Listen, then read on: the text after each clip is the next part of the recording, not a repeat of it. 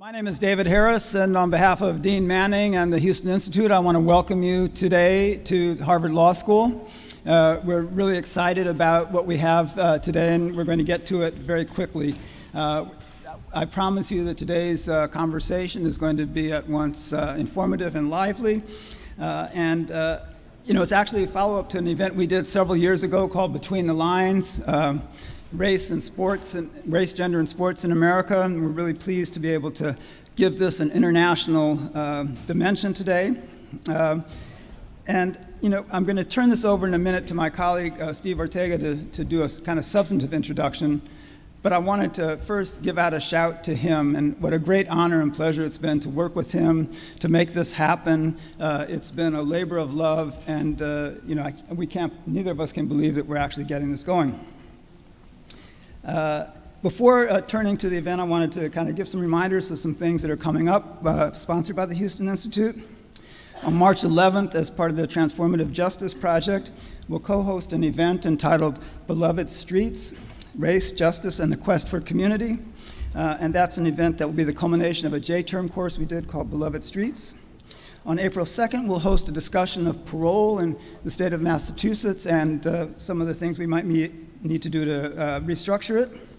The following week, on a date yet to be determined, we'll have a talk by Demario Solomon, who is an attorney working in Tulsa, Oklahoma, to gain restitution for the descendants and relatives of those killed in the 1921 Tulsa massacre.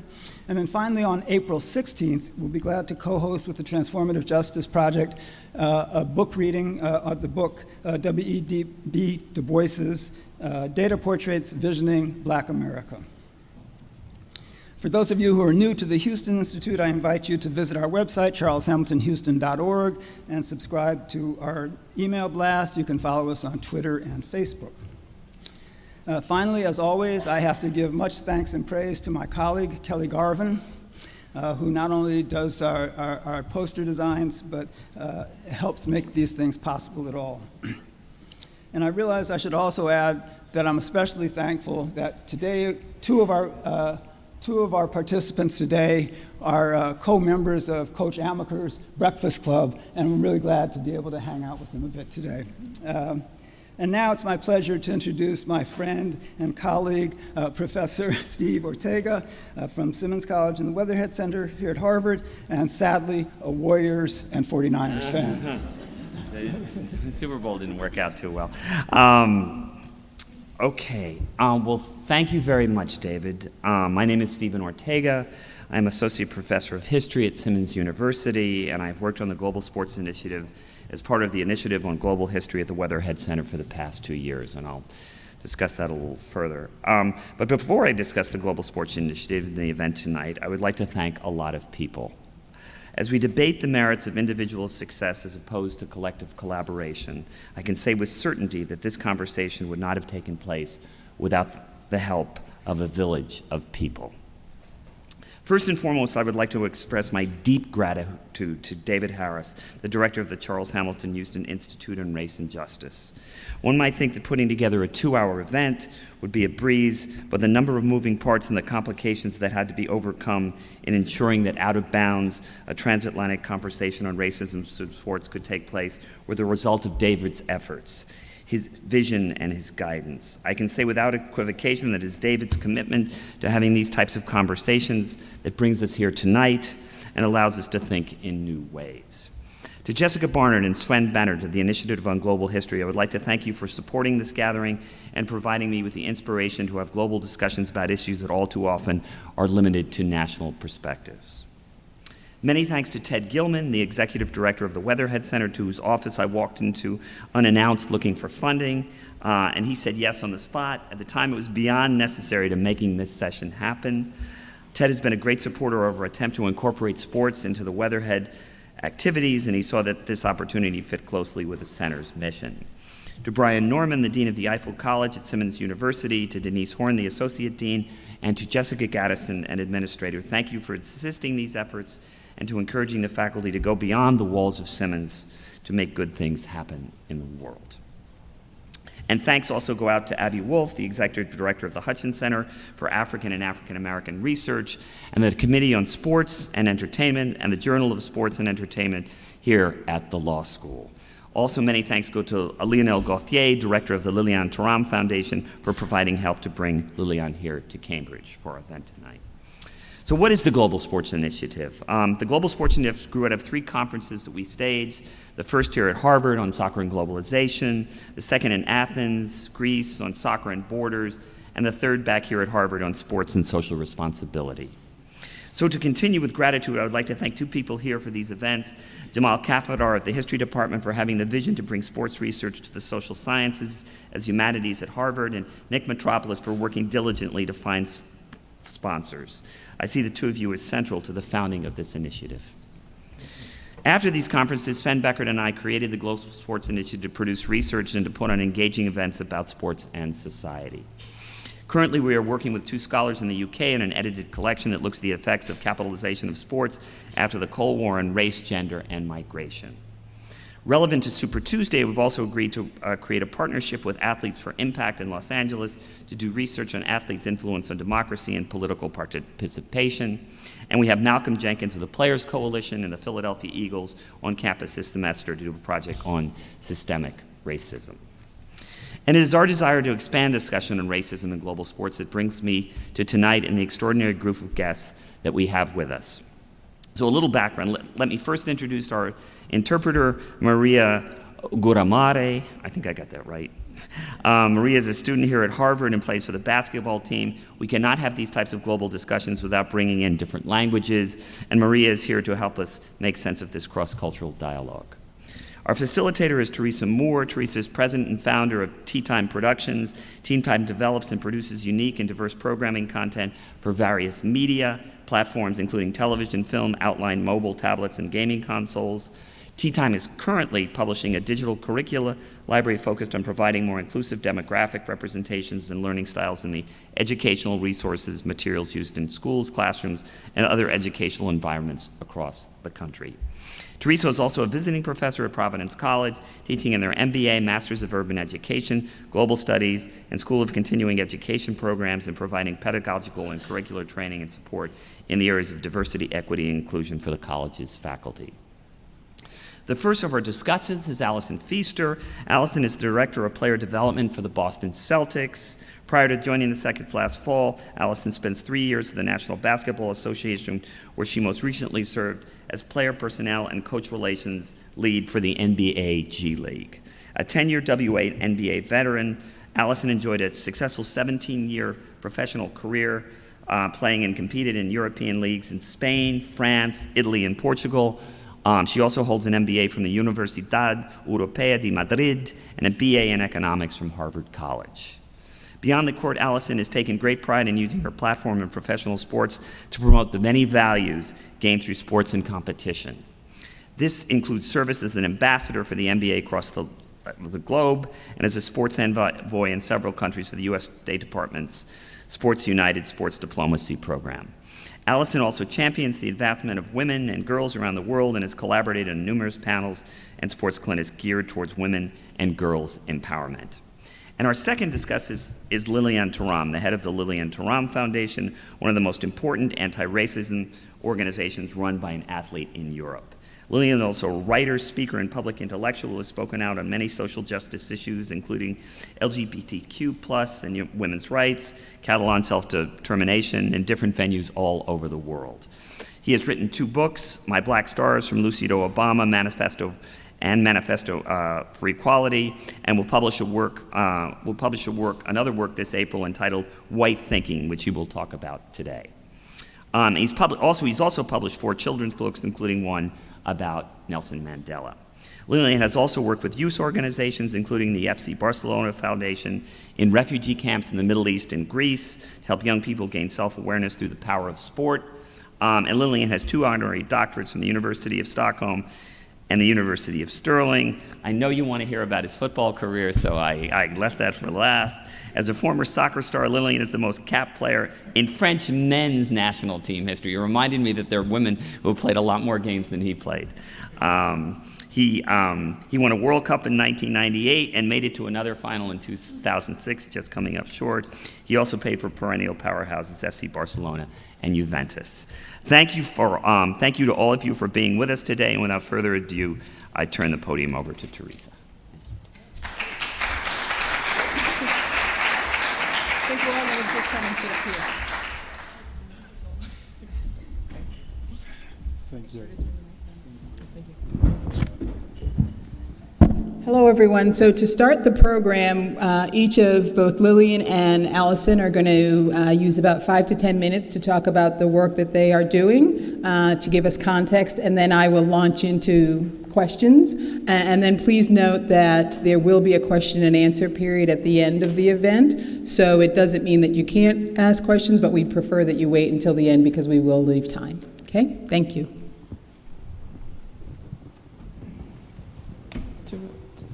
Je vais commencer, d'accord? Darian.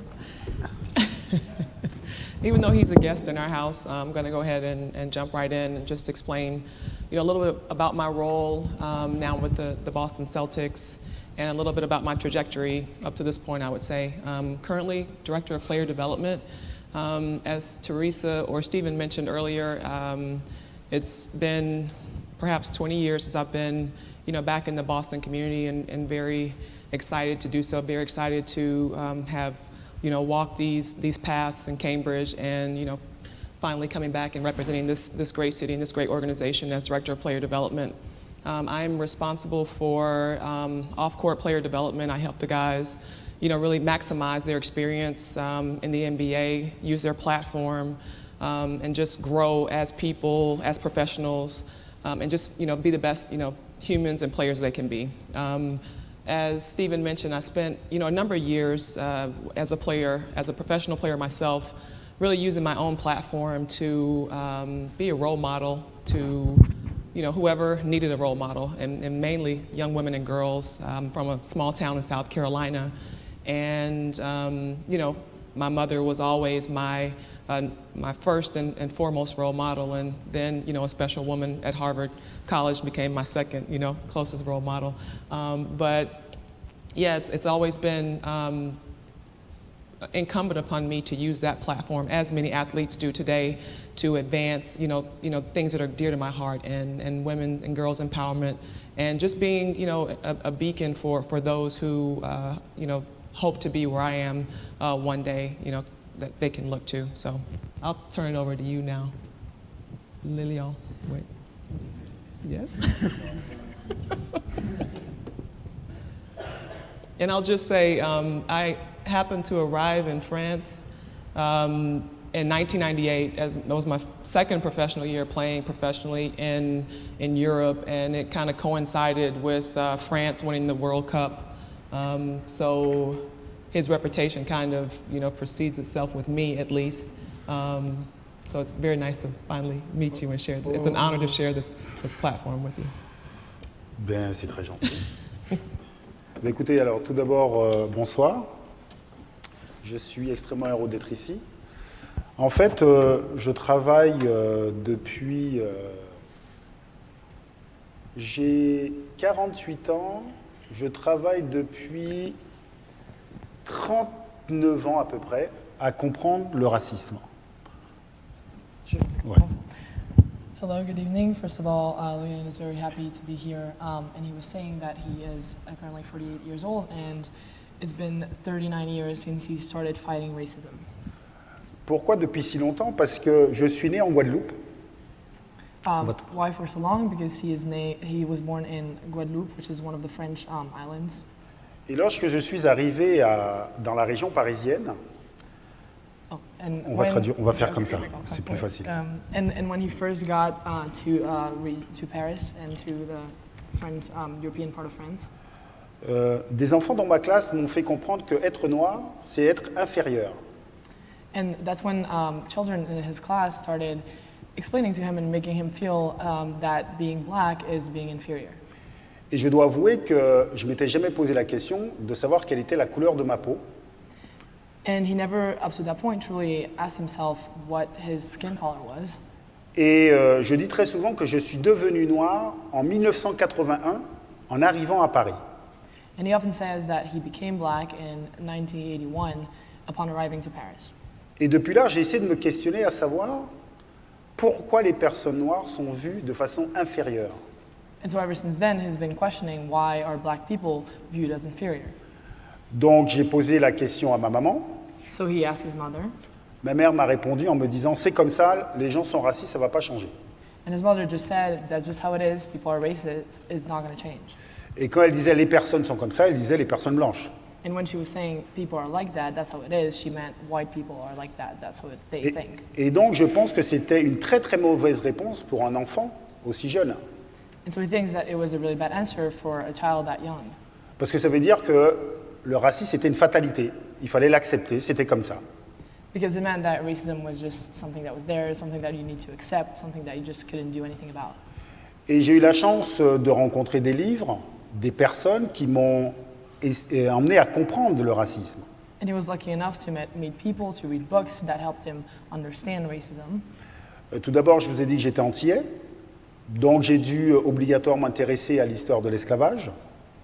So first and foremost, he already told you, as he told you, he is from islands which were originally French colonies and now are French departments outside of the European continent. And so he had to first learn about French history and especially the history of slavery in France with slavery.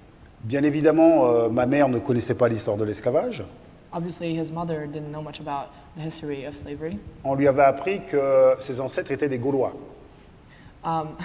She was. Ah, ça te fait rire, ça. No, pardon, excusez-moi. She was taught that her ancestors were just European French. Et je lui ai demandé, mais comment tu as pu croire cette histoire? And so he asked her, how would you believe that? Why would you believe that? Mais elle m'a dit, mais c'est ce qu'on nous apprenait à l'école. And she just said, that's just what they taught us in school. Et donc j'ai fini par comprendre qu'effectivement le racisme c'est avant tout une question d'éducation. And so that's how he understood that racism is first and foremost a question of education. Comment on éduque les gens? How do you educate people? Comment on conditionne les gens? How do you condition people?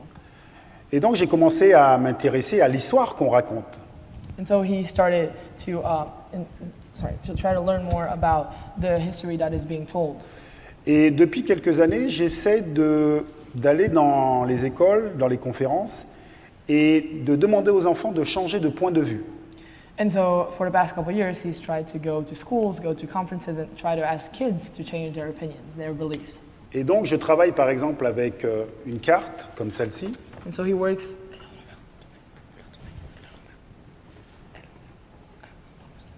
So he works with. Sorry, that's. I'm sorry. He works with. Vous avez vu que ça a fonctionné. Maria, Évidemment, évidemment. So he works with a map such as this one. Maria. Oui. So this was a demonstration of exactly the point he was trying to make. I could only see the back of the map in my defense. But... Yes. Jeez. Vous êtes étudiant à Harvard. Oui. Ok. He's asking me if I'm a Harvard student. En fait, ce qui est très intéressant avec cette carte-là, c'est justement, en règle générale, tout le monde, et dans n'importe quel pays, me demande de retourner la carte. So what is really interesting about this is across all countries and across all, everywhere he goes, people ask him to turn the map around. Et j'essaie d'expliquer, notamment aux enfants, que est-ce qu'un ballon de foot pourrait être à l'envers? And so what he tries to explain, especially to kids, he asks them, can a soccer ball be turned upside down? Et ils me disent non, And they all go, no, parce que c'est rond. because it's a sphere. Et donc, effectivement, j'essaie de dire aux enfants qu'on peut regarder les choses de plein de points différents. And so that's exactly what he tries to explain to the children, is that you can look at something from many different perspectives. Et il faut faire très très attention à ne pas croire qu'il n'y a qu'une façon de regarder les choses. And it's really, really central that you pay attention not to think that there is only one way of looking at things. Je pense que ici vous devez le savoir, à part Maria. So he thinks that here everyone knows it apart from me. Sur les cartes traditionnelles que nous connaissons, l'Afrique est rétrécie. On the classic maps that we know and we learn in school, the African continent is shrunk. L'Amérique du Nord est agrandie Northern America is wider than it actually is, et l'Europe est agrandie. and Europe as well. Mais ce sont des choix idéologiques. But those are simply ideological choices. Mais ça construit un imaginaire. but that builds up what kids learn and think. Et donc c'est pour ça qu'il faut essayer de questionner les points de vue. And so that's why it's central to question perspectives. Et j'ai une question pour vous, et notamment pour Maria aussi. Oh, he has a question for you guys and for me as well. Par exemple, quand je vais dans les écoles, un peu partout dans le monde, je pose une question. So when he goes to school everywhere in the world, he asks a question. Connaissez-vous Christophe Colomb? Do you know Christopher Columbus? Qui est Christophe Colomb? Who is Christopher Columbus? Maria. Maria. No, just kidding. I will try. Qui est Christophe Colomb? Okay, I will. So what we learn in school is that he is the man who discovered America. Ok. C'est l'homme qui a découvert l'Amérique. He is the man who discovered America. Nous allons visualiser l'arrivée de Christophe Colomb. What we're going to visualize is the arrival of Christopher Columbus. Est-ce que vous êtes sur le bateau ou sur la plage? Are you on the boat or on the beach? Où tu es toi? Ah, moi? Sur le bateau. Sur le bateau. I'm on the boat. Effectivement, mais les Amérindiens qui sont sur la plage. But the people, the Indians who are on the beach. American Indians who are on the beach, sorry. Eh bien, eux, ils vont dire que c'est un malentendu. Christophe Colomb n'a pas découvert du tout l'Amérique. So if you ask them, they're going to say that it's a huge misunderstanding that Christopher Columbus didn't discover America at all. Et donc voilà pourquoi moi je pense qu'il faut passer par l'éducation pour questionner nos conditionnements. So that's why he thinks that we need to go through education and use education to question the way in which we were conditioned. The ways. Parce que nos conditionnements nous emmènent à reproduire des schémas de domination dans la société. Because the way in which we were conditioned leads us to repeat domination, I guess, strategies across society. So, Par exemple, la plus vieille des dominations, c'est la domination des hommes sur les femmes. for example, the oldest, I guess, power dynamic that there is of men over women. Et si, par exemple, moi, je ne fais pas attention que je peux parler en tant qu'homme, je reproduis les schémas de domination. And so if I, as a man, do not pay attention to the fact that I can be speaking as a male, I am just reproducing and entertaining those power dynamics. Et aujourd'hui, j'essaie de changer de point de vue. Je rigole parce qu'en France, on n'aime pas trop ce changement de point de vie. Today he tries to change perspectives, change points of view, and he's laughing because in France we don't really like to change points of view. Et donc aujourd'hui, je questionne qu'est-ce que c'est être blanc. So today he is questioning what does it mean, what is it to be white? Aux États-Unis, vous avez l'habitude de vous poser ces questions. In the US, you are used to asking yourselves those questions. Mais en France, personne ne veut se poser la question. But in France, no one wants to ask that question, no one wants to talk about it. Et dans quelques mois, je vais sortir un livre And in a couple months, he is going to release a book sur ce sujet. on this topic. Et je pense que peut-être que je vais aller m'exiler en Guadeloupe après. And so, so he thinks that afterwards he will have to leave and go to Guadeloupe. So leave continental France altogether. Ok, merci. Thank you. That was, Thank you. that was, put the cans in. Okay, so we'll get started with the questions. And Lillian, we'll start with you. Because sports is the microcosm of what's going on in society. And so as we talk about having more racism and xenophobia going on a global nature, you just mentioned kind of the situation in France where people are saying that they're colorblind or that they don't understand their whiteness. And you actually wrote a column that said that white supremacy is the underlying foundation of European football. Vous avez en fait écrit un article dans lequel vous avez dit que la suprématie des blancs And got quite a backlash. de l'Europe. So I'd like for you to talk about what you meant by that and the reaction that came at Elle you. vous demande un peu ce que vous souhaitiez dire par là et puis un peu la réaction qu'il y a eu à cet article. Ok. Lors d'un interview pour un journal italien, So during an interview for an Italian newspaper, j'essayais d'expliquer que les supporters qui faisaient le bruit du singe vers les joueurs noirs. He was trying to explain that some fans that were mimicking monkey noises towards soccer players on the field C'est tout simplement parce qu'ils avaient un complexe de supériorité parce qu'ils étaient blancs. his reasoning was that those reactions from the fans were because they had a superiority complex because they were white. Et donc voilà pourquoi qu'ils faisaient ce bruit du singe et que pour comprendre, il fallait comprendre l'histoire. And so he was saying that they were mimicking, they were making those monkey noises, and to understand what had happened, we needed to understand history. Et donc en France, effectivement, certains journalistes ont écrit que Lilian Thuram disait que les Blancs avaient un complexe de supériorité sur les non-Blancs. And so in France, what journalists reported was that Lilian Thuram said that white people have a superiority complex over non-white people. Et donc ça a créé quelque chose de surréaliste. And so it just created something that was completely unrealistic, completely absurd. Et donc il y a eu des émissions de télé, So there were various TV shows. à la radio on ne parlait que de ça. People talked about it all over media, all over the radio. Et donc au départ je ne voulais pas trop m'expliquer. And so initially he didn't want to have to explain himself. Et donc j'ai été reçu par une radio. And so he went on to do a radio show. He participated in a radio show. Et donc je leur demandais, excusez-moi, est-ce que vous avez lu l'article en italien? And so he asked them, did you read the article in Italian? Et donc personne n'avait lu l'article en italien. And no one had read the article in Italian. Et à un moment, ce journaliste qui me questionne me dit, mais pourquoi vous devez parler de la couleur de peau des supporters? And so then at some point, the journalist asked him, but why do you have to talk about the skin color of the fans? Je dois avouer que je n'ai pas répondu. So he didn't answer. Parce que si j'avais répondu, on aurait dit que Lilian Thuram est un homme noir très en colère. Because if he had answered, then people would have said, oh, Lilian Thuram is a very angry black person.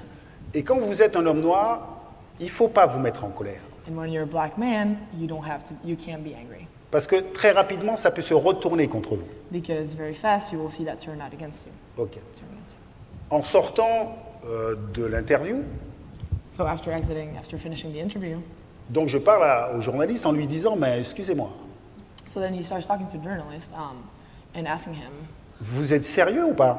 excuse me, are you really serious with that question?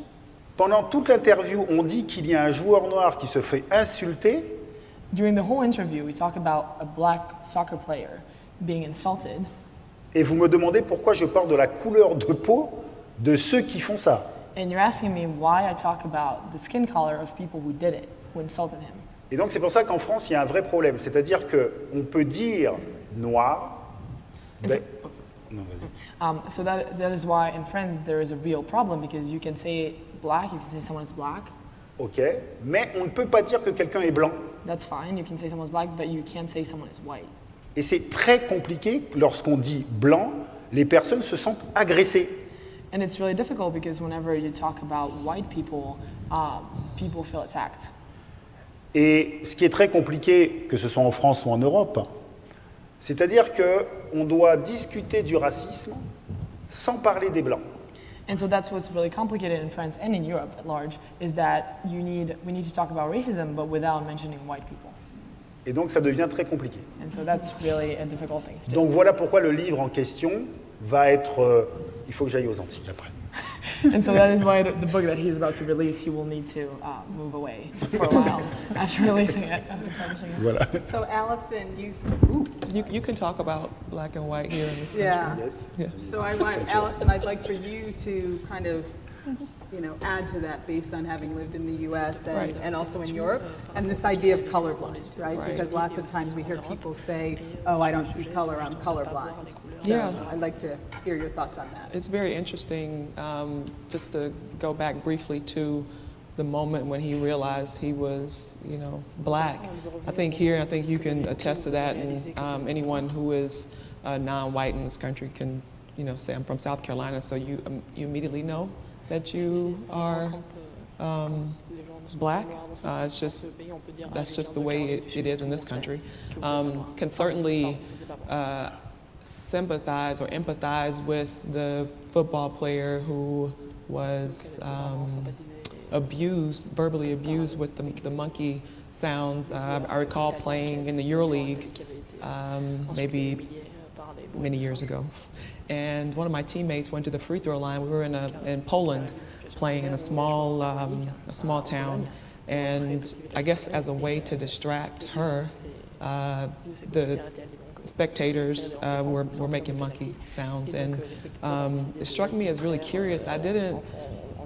For me, it was more an issue of the ridiculous, you know, and less a question of superiority. I think here in the States, we as black people, as black players, at least I had a certain sense of strength and was always raised to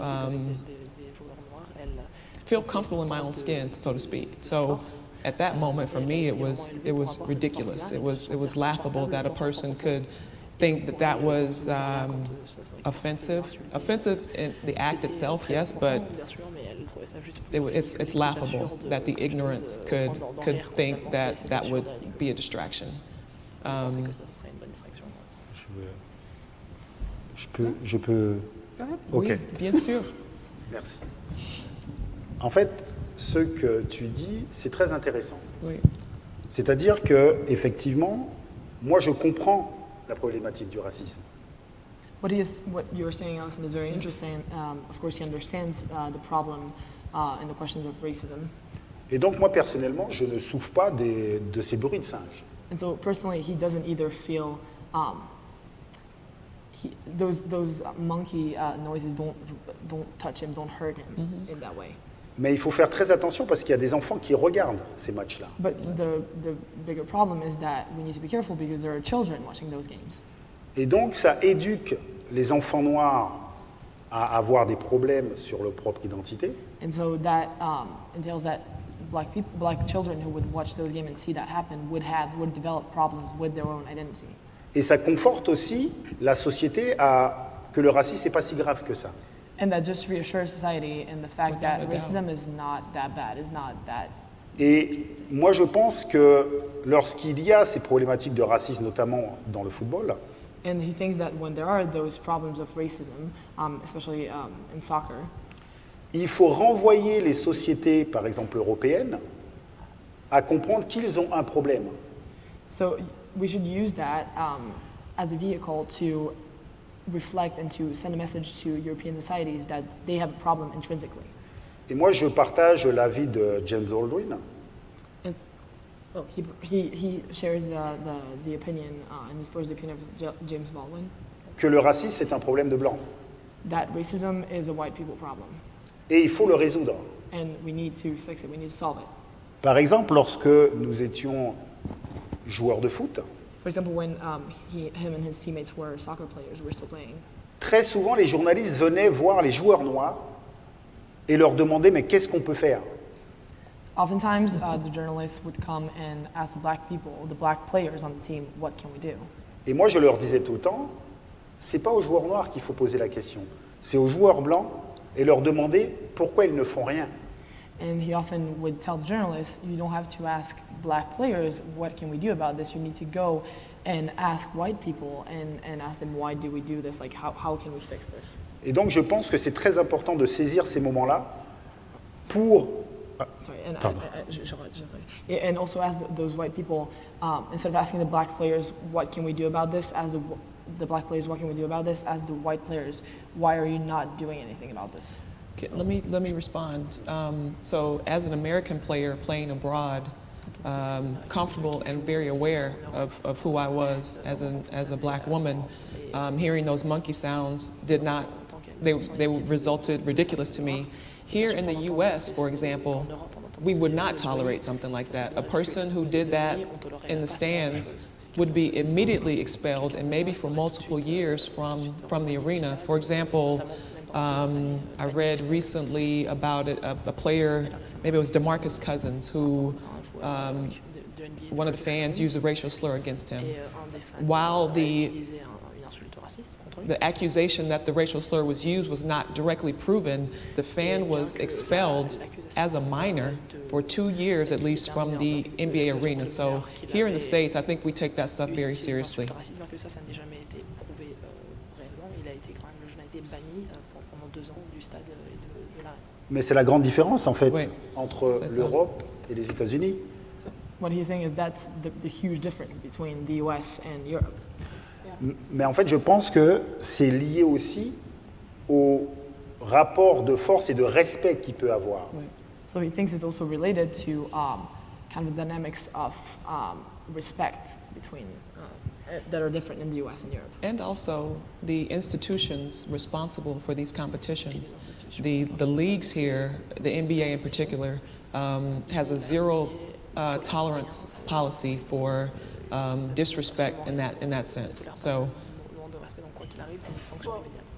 And I think that, you know, because you had FIFA in 2016 disband their anti-racism task force and said all that we needed to accomplish had been done. So if the messaging is coming down that racism doesn't exist any longer, then, you know, people are in a situation where institutions aren't even acknowledging that it happens. Right. And if anything, we've seen incidents on the rise as opposed to, you know, diminishing.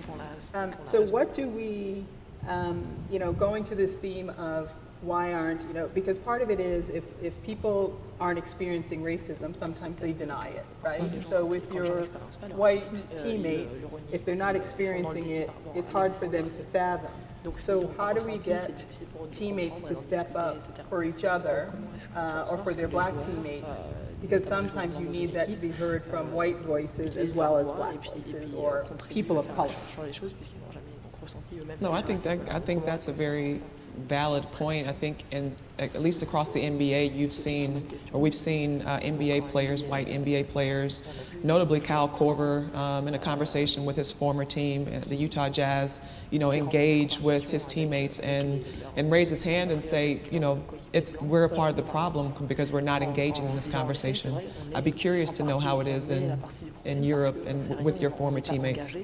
Activement contre le racisme. Et donc, Alicia est curieuse de savoir comment ça s'est passé pour vous en Europe et avec son ancien coéquipier. Est-ce qu'il y a eu aussi ces dynamiques-là de conversation des gens blancs qui disent en effet on ne fait pas assez, qu'est-ce qu'on peut faire, comment on fait avancer les choses? Alors, la première fois, par exemple, qu'il y a eu un acte raciste en Espagne, c'était en 1951.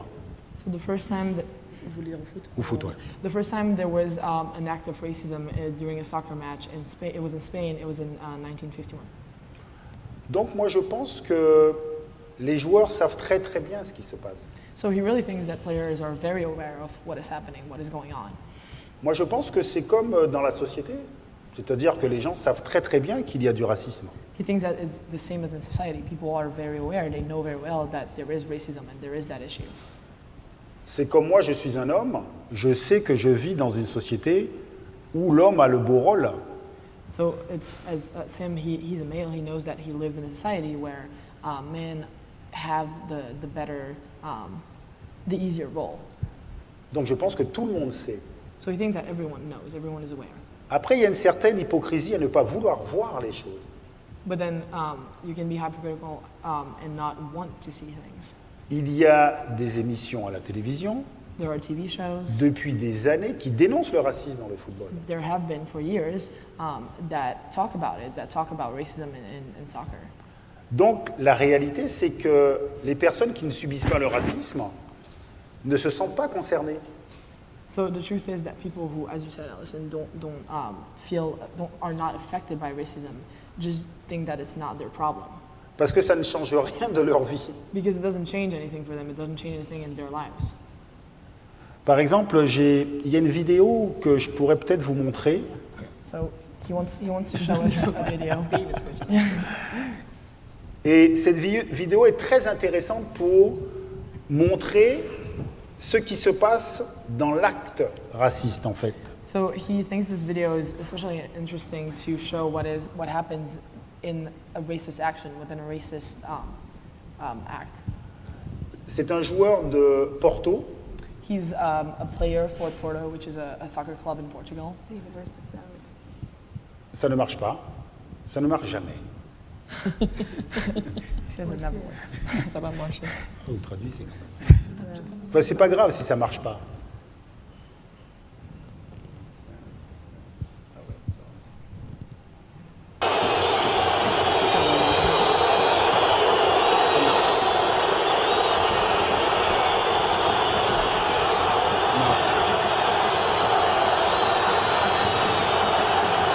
Non, ça marche pas.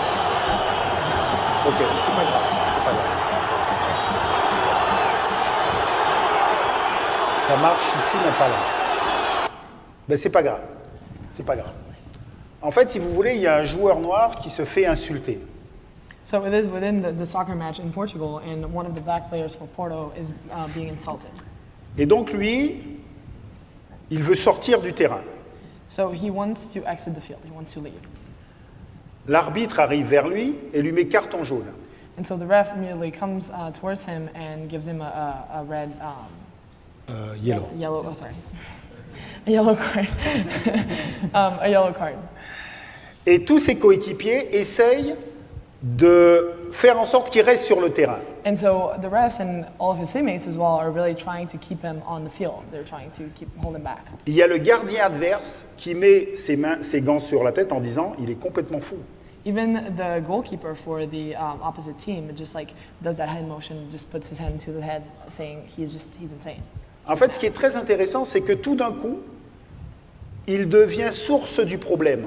So what is really interesting is that you see the dynamic shifting. All of a sudden, that player is becoming the source of the problem Parce qu'il veut arrêter le match. Il Because- veut sortir du terrain. because he wants to stop the game. He wants to just exit the field. Et donc, il quitte le terrain. L'entraîneur fait un changement, met un autre joueur. And so he leaves the field.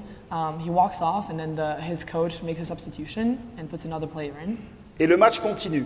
and the game just keeps on going. En fait, le vrai problème, c'est que dans le monde du foot, on ne veut pas résoudre le problème du racisme. On veut que le match continue. So the real problem is that in the soccer world, we don't want to solve the problem of racism. We just want the game to keep going. On veut que le business continue. We want the business to keep going. Et la grande différence avec les États-Unis, c'est qu'aux États-Unis, je pense qu'ils savent que le business peut s'arrêter si jamais on ne résout pas le problème du racisme. And he thinks that the major difference with the U.S. is that in the U.S., people are aware that the business might not be able to continue if we don't solve the problem of racism. Alors qu'en Europe, si on ne résout pas le problème, le business continue.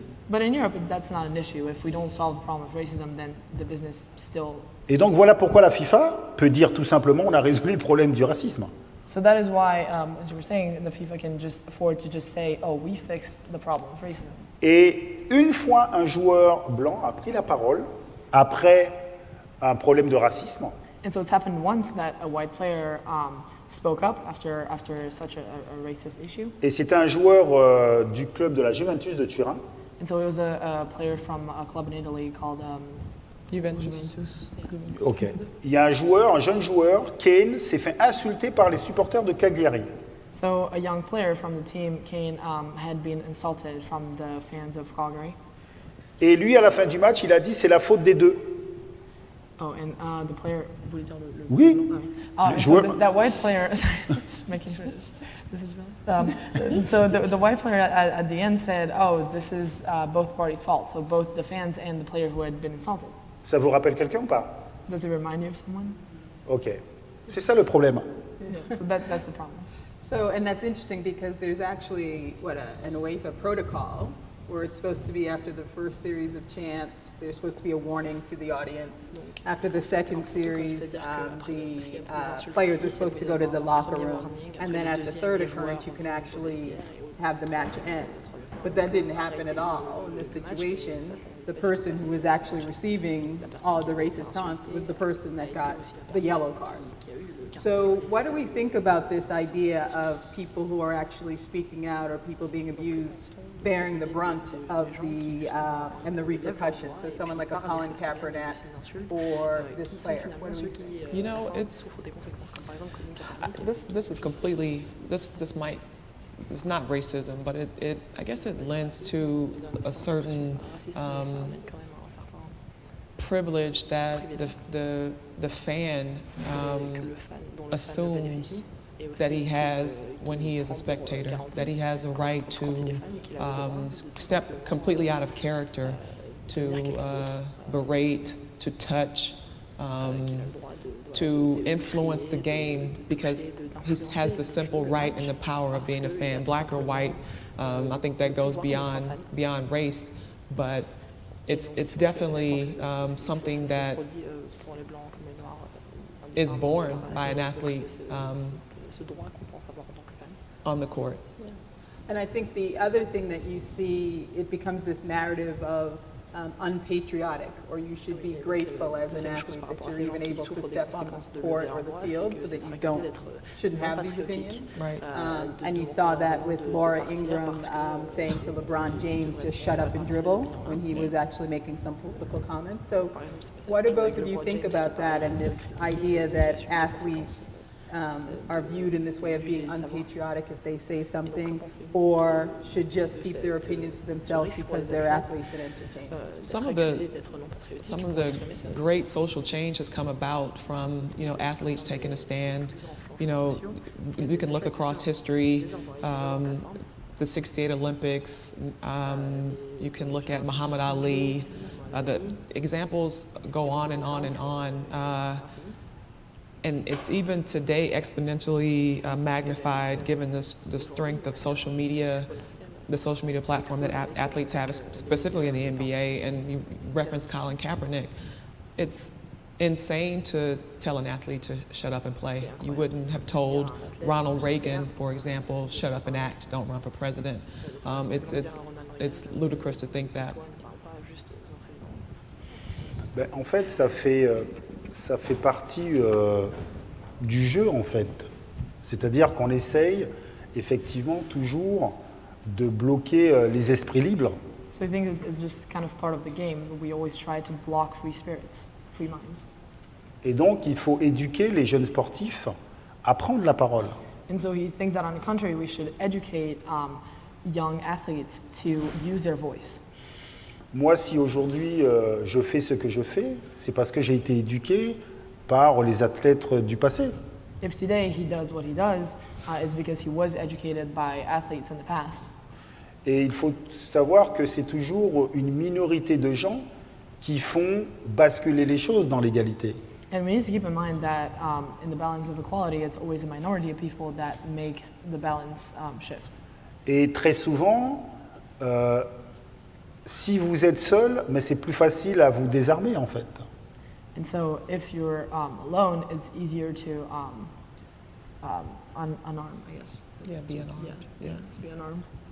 Et donc moi je pense qu'il faut vraiment éduquer les jeunes athlètes à prendre la parole, à dénoncer les injustices. So he thinks that we should really encourage and educate really young athletes to raise their voice, to use their voice.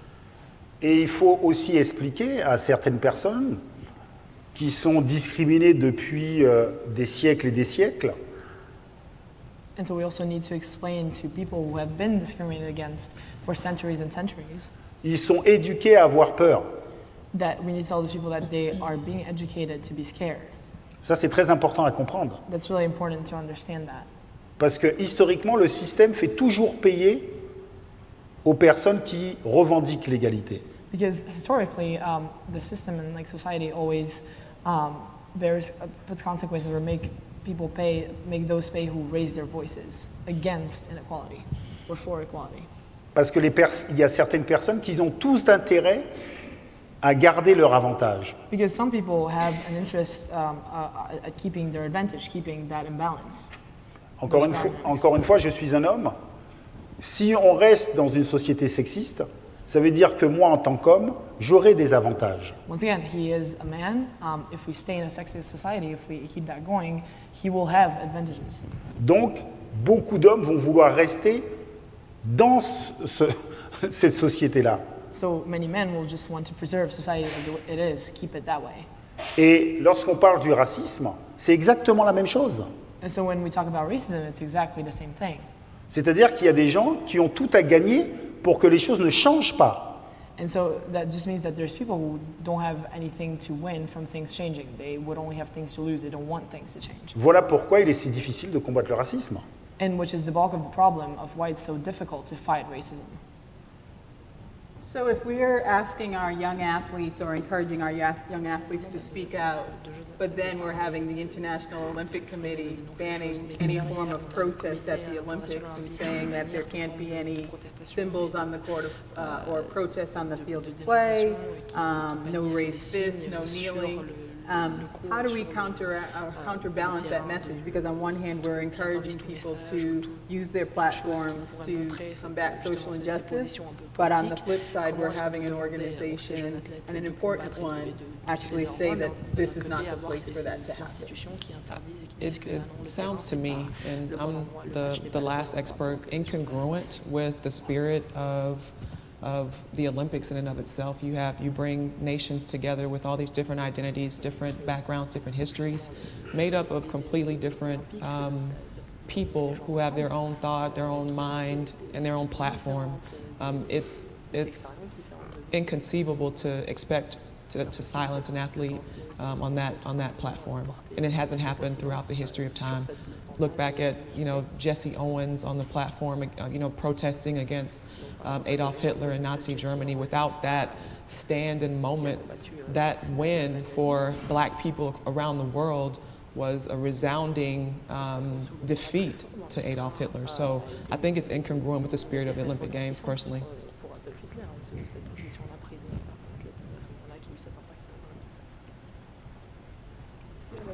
Ah. Mais moi, je pense que, encore une fois, c'est avoir la connaissance de l'histoire.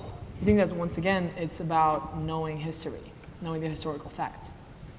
Et je reste persuadé qu'il faut dire à certains athlètes qu'il faut faire face à leurs responsabilités.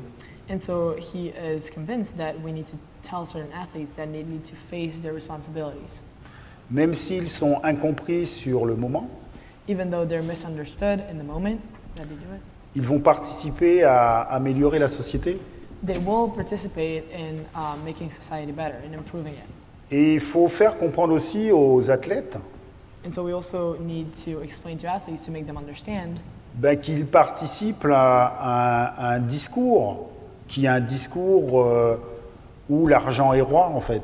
that they are participating in a form of speech where money dominates everything else. Parce que moi, j'ai été joueur de foot, et le football est un sport extraordinaire pour vendre l'idée que la société dans laquelle nous sommes est juste. And so he was a soccer player and he participated in this sport that is just extraordinary at showing, at telling that. Mais écoutez, c'est vous la que la société, l'argent est roi, et que la société dans laquelle nous vivons est juste. Okay. And so the soccer is really a prime example of telling society, showing that not only money is more important than anything else, but also that the society in which we live in is fair. Parce que l'idée en fait, le sport en règle générale vend le modèle capitalisme du monde. Because in general, sports sell the capitalist view and model of the world. Et le racisme est lié au capitalisme. And racism is actually linked, it's related to capitalism. Et donc je pense que c'est très important que dans le monde du sport, qu'il y ait des garçons et des femmes qui dénoncent aussi ces situations. And we think it's really important that to have men and women within sports calling these things out and voicing their opinions. And so, well, that's what I'm saying. So I think that brings up a great point, is that these things don't happen in isolation, right? There's intersectionality between racism, sexism, homophobia, so, social class. So how do we start to make people recognize that these things are intertwined and that you're not just going to solve one, that they kind of bleed into each other? Ces choses-là sont interconnectées et que elles sont pas isolées, mais qu'elles sont toutes en un, en fait, que c'est un problème global de racisme, de sexisme, toutes ces choses. C'est à toi.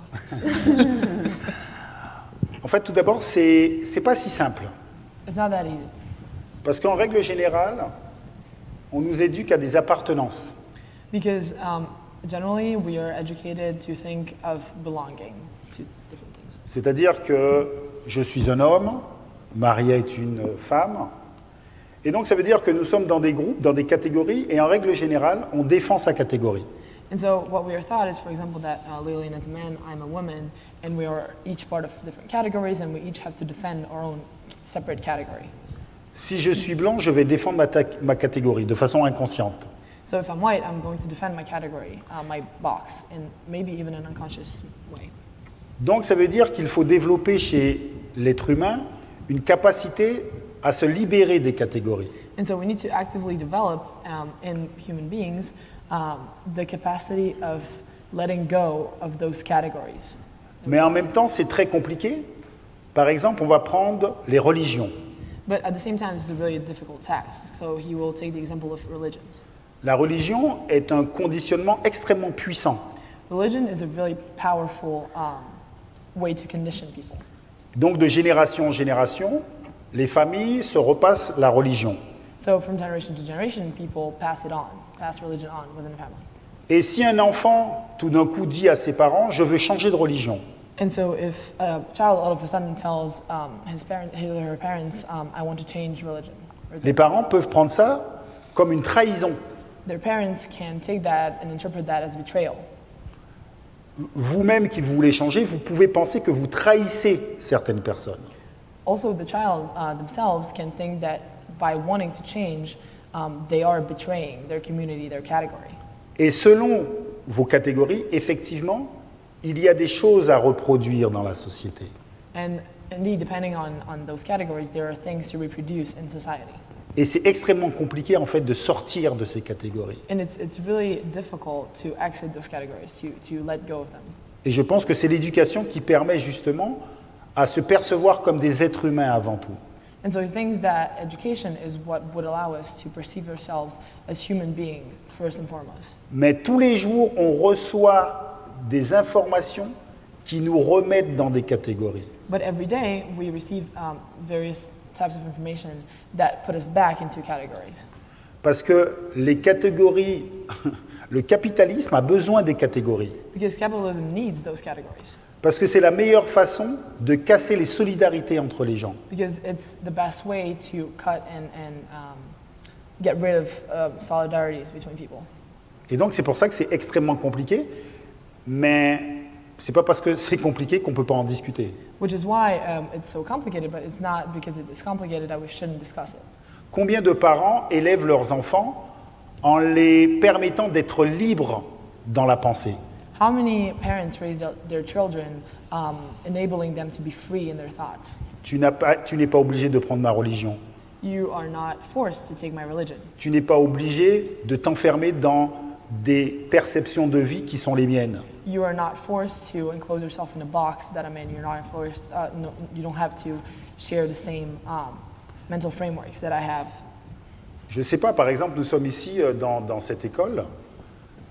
La façon d'éduquer les étudiants, c'est aussi les mettre dans une façon de penser le monde. So, for example, we're here at the school. The way to educate young students is also to place them in a way of perceiving the world. Et s'ils ont l'impression que le monde est juste, ils vont reproduire ce même monde-là. And so, if they are giving the impression that the world is fair, then they will just keep on reproducing those Parce qu'il y a aussi le conditionnement de la classe sociale. Because on top of what we talked about before, there's also the conditioning people on the base of class, of social class. Et selon la classe sociale dans laquelle vous grandissez, vous ne percevez pas le monde de la même façon. And depending on the social class that you grew up in, you don't perceive the world in the same way. Par exemple, il y a des gens qui sont persuadés que si d'autres sont pauvres, c'est de leur faute. So for example, there's people who think that if some people are poor, it's their fault. Donc voilà pourquoi c'est très compliqué d'être très très libre. Which is why it's complicated to be very, very free. But do you think it's better? C'est mieux? C'est mieux d'être libre? Oui, Je pense. moi aussi. Je pense que c'est les gens libres qui permettent à un changement de société.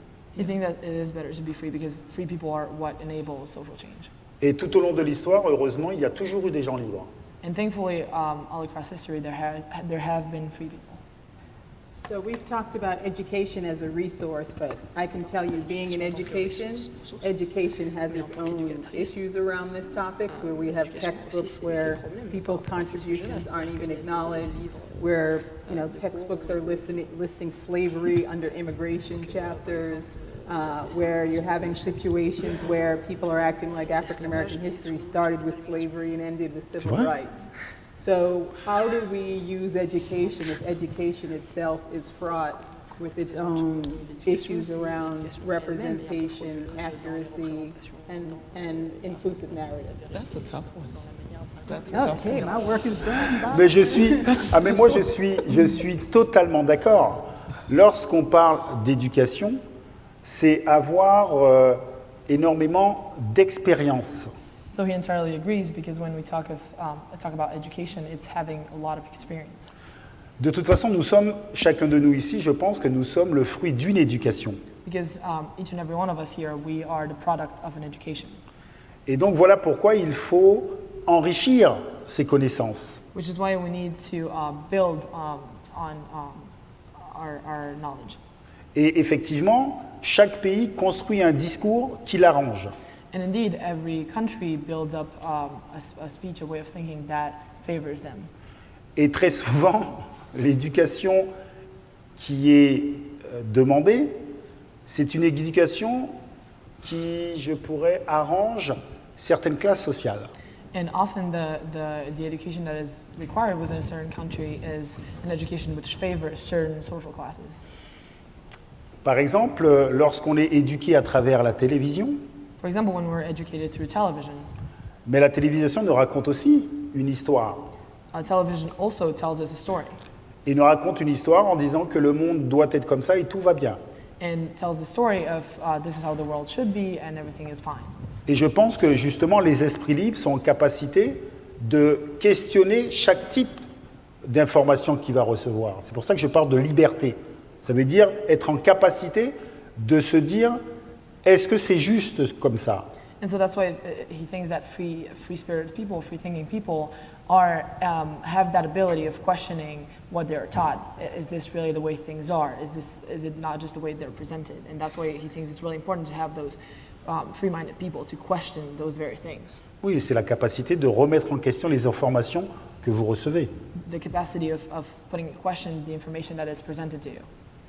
Or even the example that you gave of Christopher Columbus, right? Where saying that something is unsettled when people are there, right? But if you look through textbooks, it talks about coming to a land that was unsettled. Il n'y a rien alors qu'il y a des choses là. Quoi. C'est pas- So what do we also think about in the case of education is what we've started to see is people getting their information, their knowledge from only one source, right? And not expanding so that you have one narrative because you're watching the same cable channel or you're reading the same newspaper which has its own bias. How do we get people to kind of expand beyond to recognize that even the places that they're getting their sources of information from have inherent bias? I think what helped me was stepping outside of my comfort zone, traveling. I recall my first experience outside the borders was, my father was I was a military brat. My father was stationed in Germany, and while most people were still black and white, in our city, it was certainly exposure to different languages, different cultural space that fed my hunger to learn more about other people. And then from that point on, it's you're traveling more, you're being exposed to different things constantly, and the hunger grows. I think that is what definitely fueled my thirst to learn more about other people. À la pousser à apprendre plus et à lui donner envie d'apprendre plus par rapport à différentes personnes et différents types de personnes. And then, you're free to form your own opinion after that. Education certainly is not it's a tool, it's a vehicle, but people are still free thinkers and still arrive at their own way of doing things. You can look no further than politicians who still promote their own agenda, and a lot of them have an infinite amount of education. So I don't know if it's not a simple answer. Mais moi, je pense qu'il faut expliquer peut-être un petit peu la société aux enfants notamment. You think that we should explain society to children, especially? Par exemple, moi, mes enfants, très tôt, j'ai eu des problèmes avec eux. So, for example, his children, he's saying that very early he had problems with them Parce qu'il n'y avait pas la télévision à la maison. because they didn't have a TV at home. Et donc, comme tous les enfants du monde, ils veulent la télévision. And so, as in children in the world, they wanted television. Et donc, j'essayais de leur expliquer qu'en fait, qu'eux pensent regarder la télé, And he was trying to explain to them that they think they're just watching TV, mais en fait, c'est la télé qui les regarde. but really it's the TV watching them. Je ne sais pas si je me fais comprendre. C'est comme aujourd'hui, lorsque vous êtes sur Internet, It's kind of like today when you're on the internet, en fait, c'est Internet qui vous regarde. it's the same thing. Internet is watching what you're doing. Et donc, ça veut dire qu'il récupère toutes les informations et qu'il vous dit ce que vous devez penser. And the thing is, they collect all the data, and then in turn, they tell you how you should think. Parce qu'effectivement, Internet, très souvent, va vous donner des informations qui vont dans le sens que vous pensez. Because very often, the information that you find on the internet are things that go in the same direction as what you already think.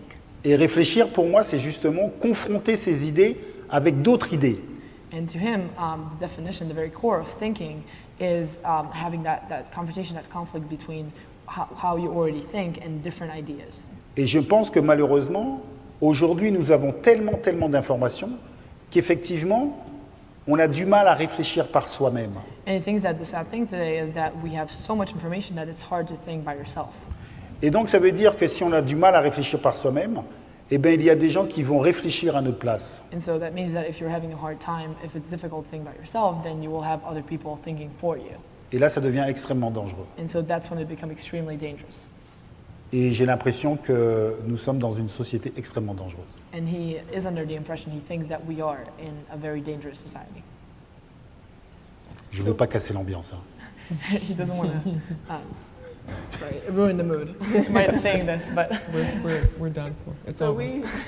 we've talked a lot about this in terms of kind of black and white, but recognizing that there are other communities out there that suffer this as well. So, for example, you've got like the Chief Wahoo mascot for the Cleveland Indians, which is this grinning chief, and you know the answer of the Indians was, we'll take him off of the uniform, but we'll still sell the merchandise in our gift store, right?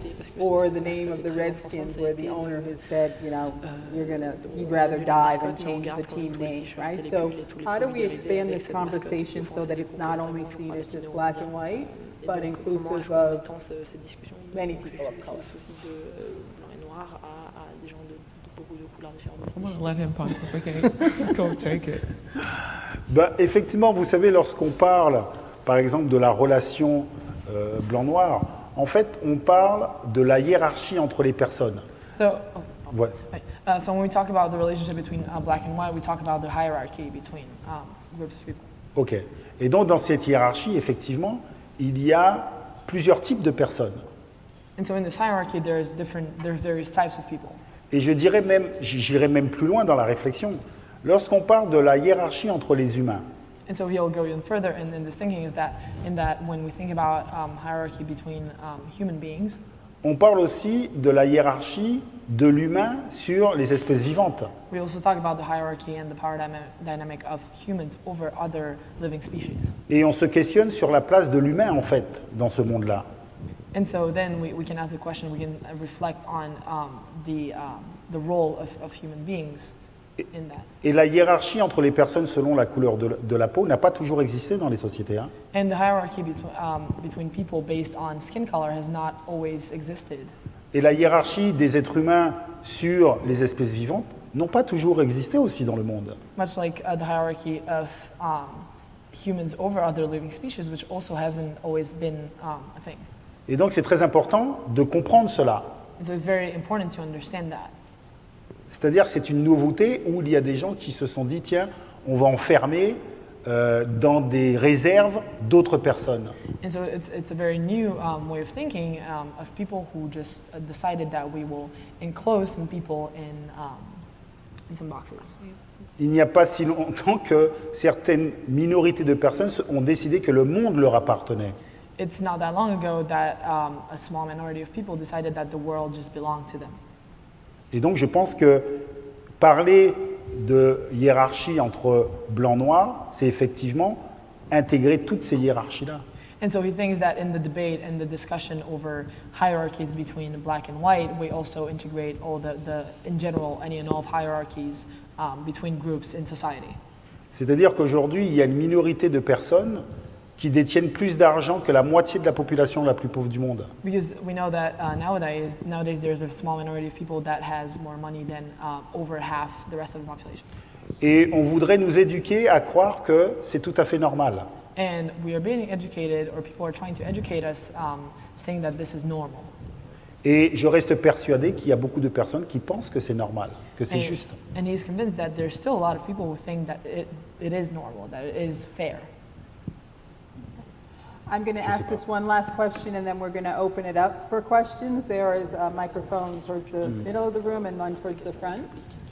But my final question is that we've talked about this mostly at the professional level, but we've actually seen this trickling down in the college level and even the high school level, where you had the wrestler who was asked to cut his dreadlocks in order to compete in a match.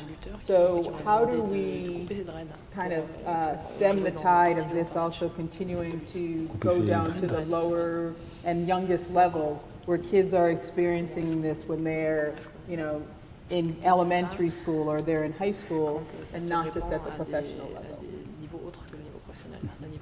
When you hear things like that, that you could ask a person to alter something that is natural, that is completely natural, to conform to a certain standard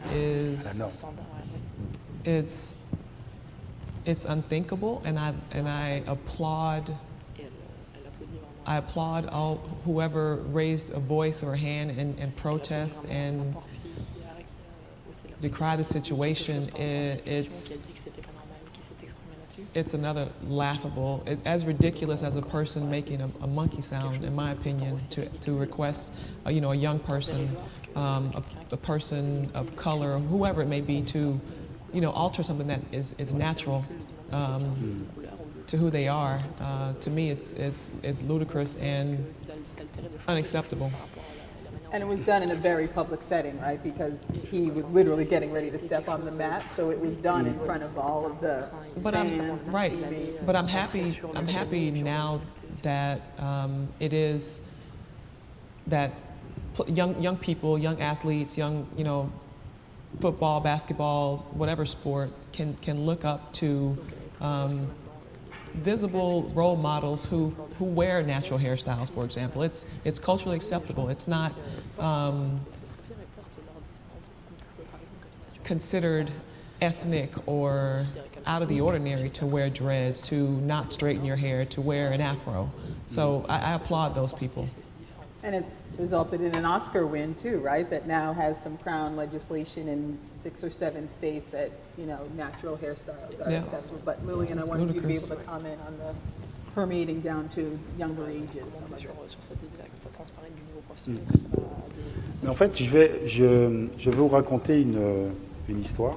He will tell you a small anecdote, a story. Lorsque j'ai commencé à travailler sur le livre qui va me renvoyer en Guadeloupe, When he started working on the book that will send him back to Guadeloupe, j'appelle un de mes amis d'enfance he called one of his childhood friends et je lui dis Eric, tu vas bien? and he asked him, Eric, how are you? Are you good? J'aimerais te poser une question. I would like to ask you a question. Est-ce que tu as le sentiment d'être blanc? Do you feel white? Et là, il comprend pas. And he just didn't understand the question. Je dis, Eric, je suis noir. And he just told his friend, Eric, I'm black. Il me dit, oui. And his friend goes, yeah, of course. Mais moi, si je suis noir, tu es quoi? And so Leland asked his friend, well, if I'm white, then what are you? If I'm black, then what are you? Je suis normal. And what his friend said was, oh, well, I'm normal. C'est ça la réponse. C'est la norme. So that's the answer. It's considered to be the norm. C'est-à-dire qu'il y a des gens qui sont persuadés qu'ils sont la norme. So the problem is that there's people who are just convinced that they are the norm. They Et embody donc, the norm. vous devez faire comme la norme. And so then you're expected to do as the norm, like to conform to the norm as well. Donc ta coupe de cheveux est anormale. So your haircut is abnormal. Ta couleur est anormale. Your color, your skin color is abnormal. Ta façon de manger est anormale. Your way of eating is abnormal. Donc il faut qu'on questionne la norme. So what we need to question is the norm. Quelle est la norme? What is the norm? Et donc effectivement, j'essaie de dire que il y a une minorité de personnes dans le monde qui a construit une norme. So what he's trying to say is that there's a minority of people in the world who built this norm. Et si je vous pose la question, par exemple, quel est le pourcentage de personnes considérées comme blanches dans le monde? And so if he asks you, for example, what is the percentage of people considered as white in the world?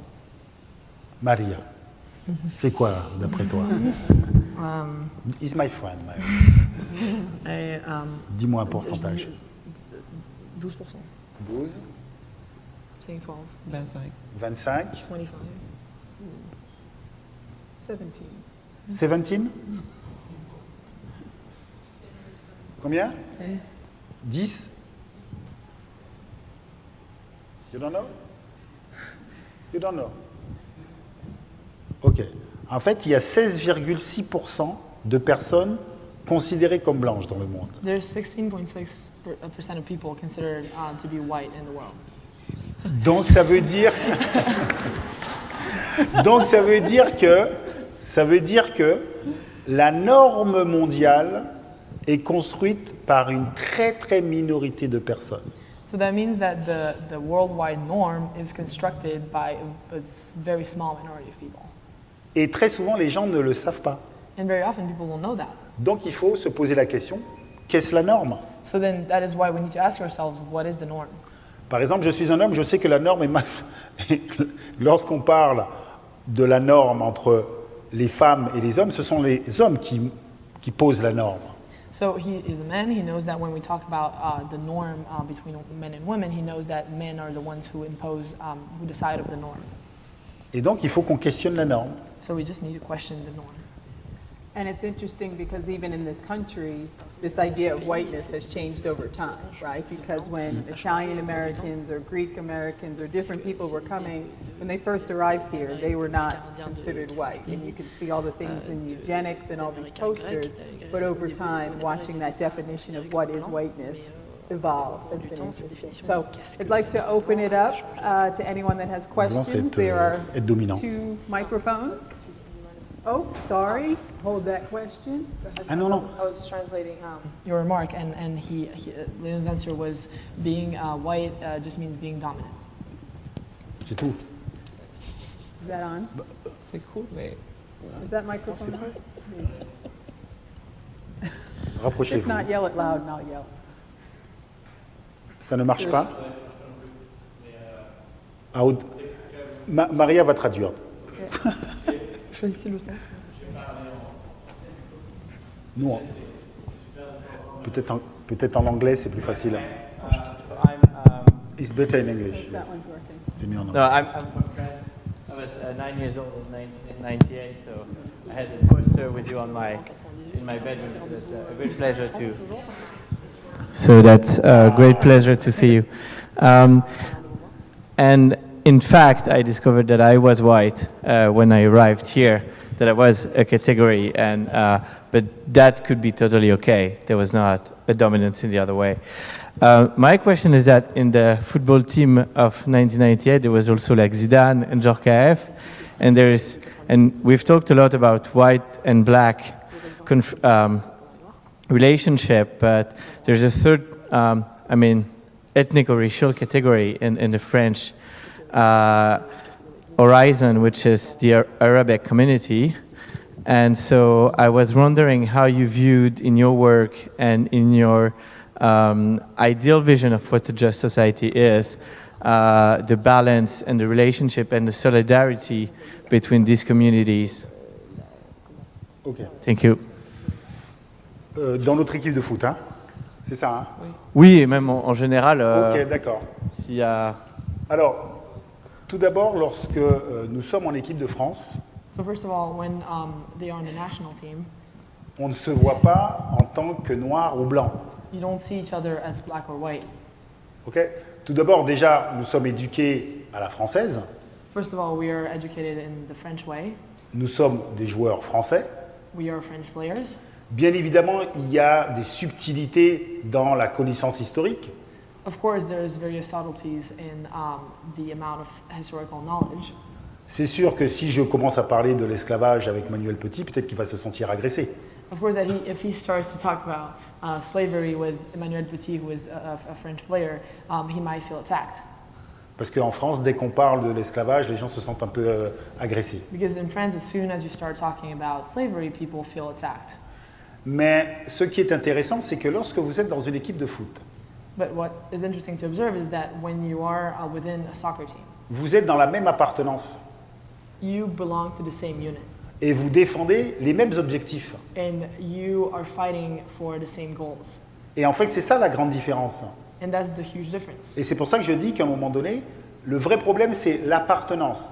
Je te perçois comme faisant partie du même groupe. So that's why he says that the central idea is belonging. So if I perceive you as belonging to the same group, to the same unit.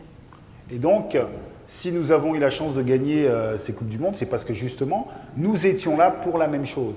And so if they were lucky enough to win that World Cup in '98, it was because they were all there for the same goal. Et nous savions que on ne pouvait pas faire sans l'autre.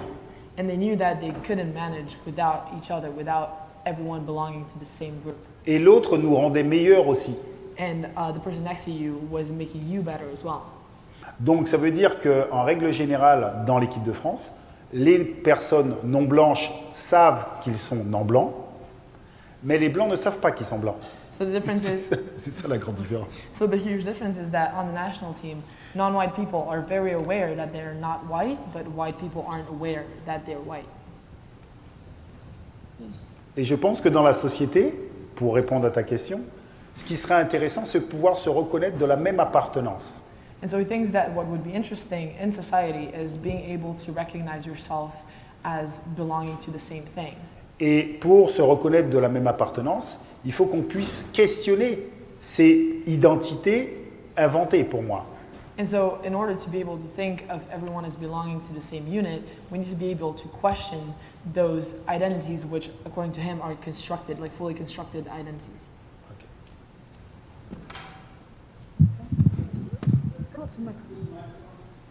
All right, there's a worldwide boycott now against Puma athletic wear because Puma is a sponsor of the Israel Football Association, which has clubs in the occupied territories.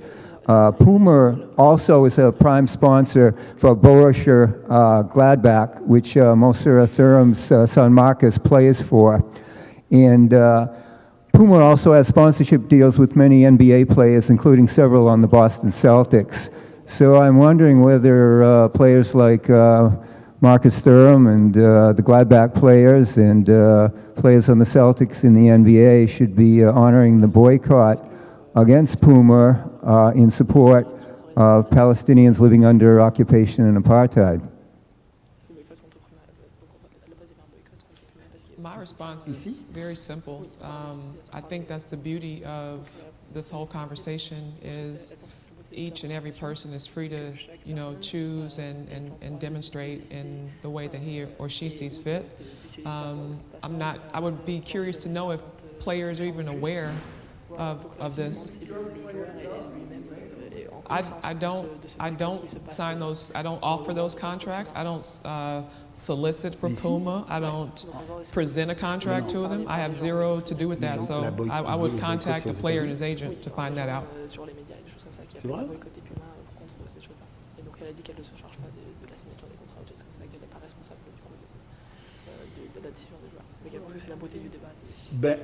Alors moi, si j'ai bien compris, il y a des personnes qui boycottent Puma parce qu'ils sponsorisent l'équipe d'Israël.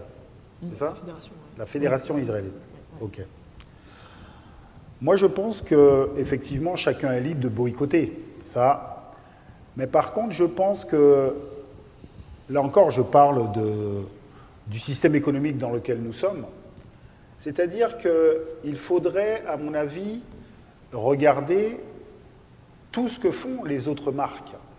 Parce que peut-être qu'il y a aussi moyen à les boycotter. So he thinks that, of course, anyone is free to choose to boycott or not any given brand, but he thinks that also in the just the larger scope of the economy, I think it would be interesting to look at other brands as well and what they do and decide should we boycott them as well or not. Mais en tout cas, je pense que le droit au boycott, c'était quelque chose de très important. But he thinks that the right to boycott is something that is very important, very important. Je pense qu'il est important de signifier lorsqu'on n'est pas d'accord avec quelque chose. He thinks it's important to clearly demonstrate when we are in disagreement with something. Voilà. Mais après, je ne connais pas trop cette histoire de boycott. Toi aussi? Non, Tu es américaine pourtant. oui, mais C'est Yes. pas- je ne connais pas tout. Yes, microphone. Is it working? No, it's not. Okay. So Alison mentioned that what happens in Europe and in France will never be tolerated in the US. So when I look at the soccer player teams in France or in other countries, the majority of players are black. So even though there is a lot of money and it's a very capitalistic system, I'm just wondering, like, how can we just intervene to educate players, black players and all of them,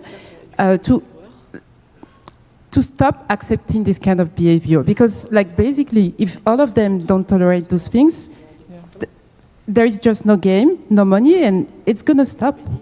Yeah, that's a good question. Alors, en fait, ce ne serait pas compliqué d'arrêter tout ça. So in fact, it wouldn't be that hard to stop all of it. Il faudrait que tous les joueurs noirs se mettent d'accord. Si jamais il y a ce problème, ils quittent le terrain. So all the black players should reach an agreement and agree that if anything like that happens, like the episode we were talking about, they would all stop playing, they would all leave the field. Imaginons que demain, j'aille à la télévision en France et que je dise, voilà, j'invite les joueurs noirs à quitter le terrain dès qu'il se passe un truc comme ça. Allez, vas-y. Imagine he goes on television in France tomorrow and calls for that to happen, calls for any and all black players to leave the field immediately if any such racial slur or event happens. Je pense que je suis vu comme le diable. He thinks that he would be perceived as a devil. Parce qu'en fait, en Europe, on a très très peur quand les non-blancs s'organisent. Because in Europe, we are very scared, incredibly scared, when non-white people organize into groups. Dans la culture américaine, je pense que c'est normal In American cultures, he thinks that it's normal or more normalized. que les gens s'organisent pour essayer de porter un discours politique. That people would get together in order to carry a political speech, political ideas. Historiquement, aux États-Unis, ça s'est toujours fait. Historically, that's something that's always happened in the US. Mais en France, si vous faites quelque chose comme ça, on va vous dire que vous êtes communautariste. But in France, if you do something like that, you will get the critique that you are trying to separate communities. Et si jamais vous proposez ça aux joueurs noirs, même eux auront peur de vous. And in truth, if you suggest that idea to black players, even they will be afraid of you. Est-ce que quelqu'un ici connaît le code noir? Does anyone here know the black code? Non? Est-ce qu'il y a des Français ici? Les Français, levez la main. OK. Est-ce qu'il y a un Français qui connaît le code noir ici? Levez la main les Français qui connaissent le code He's noir. asking if there's French people in the room and if they know of this black code. Qu'est-ce que c'est que cette histoire? Il n'y a aucun Français qui connaît le code noir?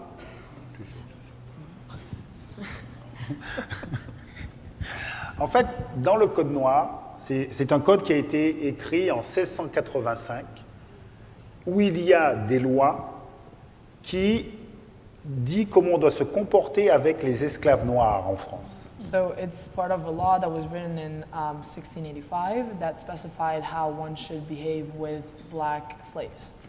Et ce code a été en pratique jusqu'en 1848. And so this code was in practice up until 1848, 60 ans avant que mon grand-père naisse. which was only 6 years before his grandfather was born. Donc ça veut dire que pendant toute cette période-là, on a dit voilà, avec les Noirs, il faut se comporter comme ça. Et dans le code, il y avait une loi qui interdisait aux Noirs de faire des réunions. And so that means that during all of that time, there were these laws that would just condition what black people were and weren't allowed to do. And there was also one specific law that would forbid black people from coming together, from organizing meetings. Et en France, c'est quelque chose qu'on craint énormément. And in France, it's still something that we are very afraid of. Donc, il faut que madame, vous alliez en France et dire qu'il faut que les Noirs s'organisent pour quitter le terrain. So he's saying to the person who has a question, you should go in France and ask the soccer players to organize themselves, to stay together and leave the field if something like that happens ever again. Et comme ça, on pourra partir en Guadeloupe tous les deux. And so then they could be in exile together after Lillian does his book. And one thing before the next question, just to add on, it's not the exact same thing, but you're starting to see it in college where athletes, based on the law that was just passed in California, are now going to be able to be compensated for use of their likenesses.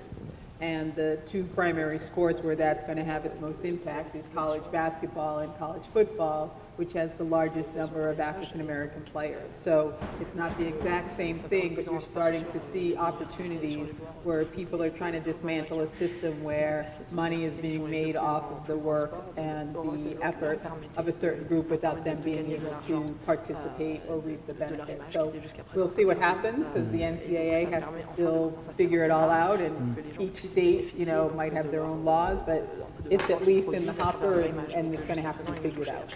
So, yeah. Je vais essayer de dire mon histoire en français, parce que c'est pour toi, Eliane, et je vais quand même dire en anglais. So I'll just quickly say it to him in French, but I'll say it in English, because that's obviously easier for me. Mes deux parents sont du côté francophone au Cameroun, et ils ont eu, si tu aimerais dire, le privilège d'être éduqués en France. Et une des choses qui les dérangeait le plus, c'est que tous les jours que sortaient, on leur disait « rentre chez toi, rentre chez toi ». Mais si je ne me trompe pas, à la Coupe du Monde récemment, où la France a gagné, un des deux joueurs qui ont gagné, qui ont beaucoup, j'aimerais dire peut-être plus aidé le plus pour que l'équipe gagne, étaient deux Camerounais. Je ne connais pas bien les noms. Mbappé est Camerounais, et Bassa, moi je suis Bassa. Alors pour nous au Cameroun, c'était une très grande victoire.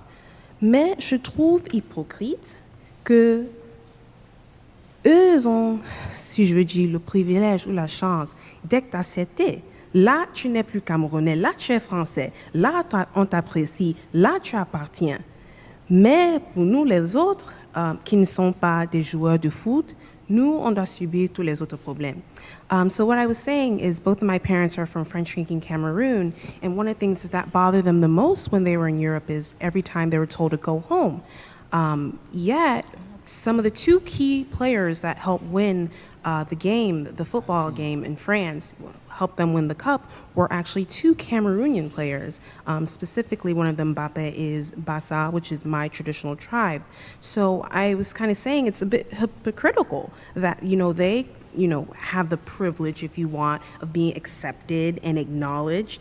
Yet to the rest of us who aren't football players, all of us are told to go back home. So c'est plus une histoire et plus un commentaire et yeah. Non mais vous avez totalement raison. Et c'est pour cela qu'il faut éduquer notamment les sportifs de haut niveau à ne pas se laisser piéger. C'est-à-dire, c'est pas parce que vous réussissez que vous devez oublier qu'il y a des personnes comme vous qui subissent le racisme et qu'il faut le dénoncer. So he completely agrees with you, and he says that is exactly central, and that is why even professional players, high-level athletes, should be very aware not to fall into the trap, because it is not because you are not experiencing racism or that you are being included due to your performance that you should forget that people like you do not have that privilege. Et ce qui est très intéressant, c'est que parfois, quand je prends la parole en France, et qu'il y a des personnes qui ne sont pas d'accord avec ce que je dis. So what is really interesting to observe is that at times when in France he speaks up and he expresses opinions and there's people who do not agree with what he says. Et parfois, je m'amuse à lire les commentaires des gens. Sometimes he thinks it's funny to read people's comments, the comments that they leave online. Il y a toujours ce type de commentaires. And, Après tout ce qu'on a fait pour lui, il nous critique. And so there's always the same type of comment that keeps coming back, that is, after all that we've done for him, he comes here and criticizes us. On l'a permis de gagner la Coupe du Monde. We let him win the World Cup. On lui a permis de gagner le championnat d'Europe. We let him win the European Championship. Et il parle mal de la France. And now he's coming to criticize France. S'il n'est pas content, il n'a qu'à rentrer chez lui. If he's not happy, he should just go home. Mais chez moi, ça tombe mal, c'est la France. But that's too bad because at home is France. Et donc, en fait, c'est très intéressant comment on arrive à délégitimer très rapidement certaines personnes. And so it's really interesting how we reach the point of saying that what people have to say is just not legitimate to be voiced. Et si j'ai un conseil à donner à madame, And if he has an advice, la meilleure façon de vous faire accepter, c'est de faire du foot. and so if he has a piece of advice for you, it's the best way to be accepted would be to play soccer.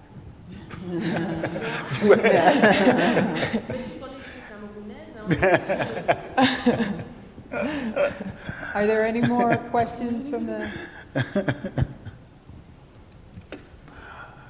Ah là là. So, Lillian, I wanted to ask you to maybe tell the story about how you got the title for your book and about that poster that you saw 10 years ago.